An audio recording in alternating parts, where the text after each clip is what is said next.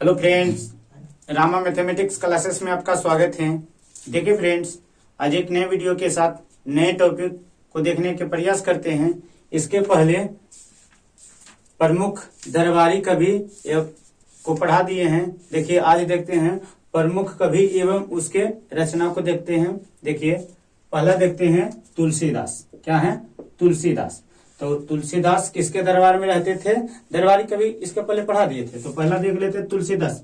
बता दिए तो चंद्रगुप्त द्वितीय के दरबार में रहते थे। किनके दरबार में? तो चंद्रगुप्त द्वितीय के दरबार में रहते थे। तो देखिए इनकी कालिदास के कौन कौन से रचना है उसको देखते हैं। तो पहला है अभिज्ञान शकुंतलम। कौन है? अभिज्ञान शकुंतलम, मालविका मित्रम और विक्रमोर्वशीयम। तो ये तीनों क्या है? तो नाटक है। तीनों क्या है? तो नाटक है। तो पूछेगा कालिदास द्वारा अभिज्ञान शकुंतलम, मालविका मित्रम, विक्रमोर्वशीयम क्या है? तो नाटक है।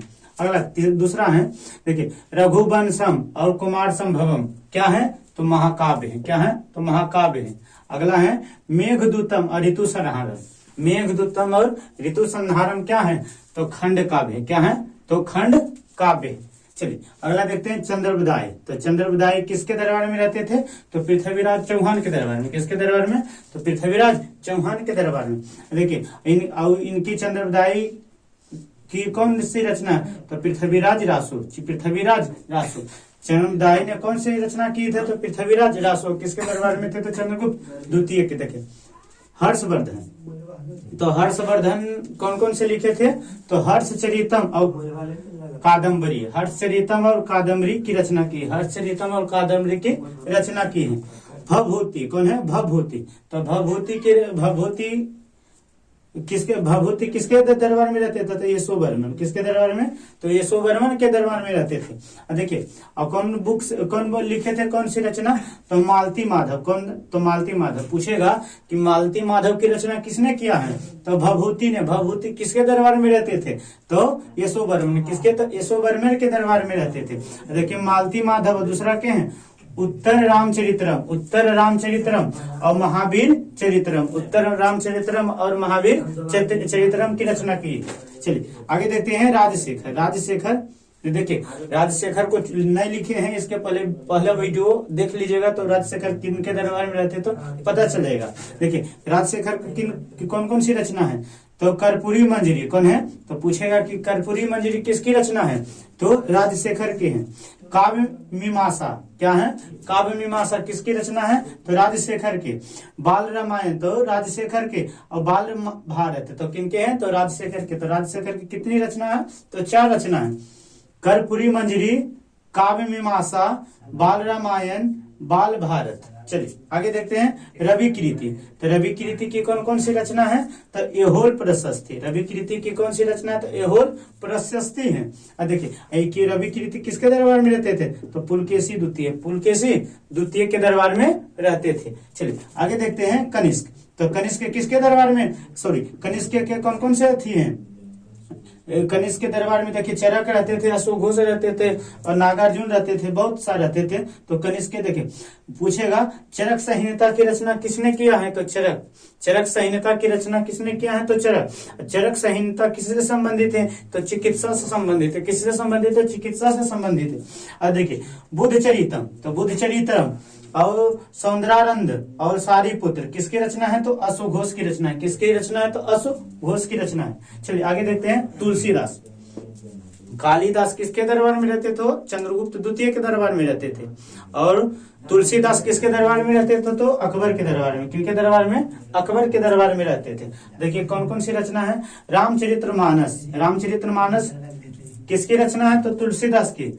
गीतावली, कवितावली, विनय पत्रिका और दोहावली सब किनकी रचना है? तो तुलसीदास की रचना है। चलिए आगे देखते हैं सूरदास। तो सूरदास की कौन कौन सी रचना है?